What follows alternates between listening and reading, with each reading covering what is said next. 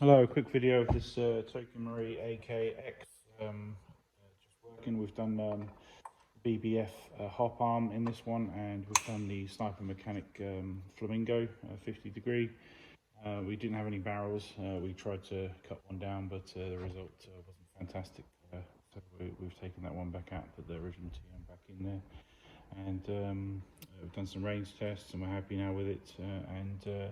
Obviously long term we'll wait for 9 ball to bring one out, a proper one, in the meantime, like I said, we just want to demonstrate this functionally working.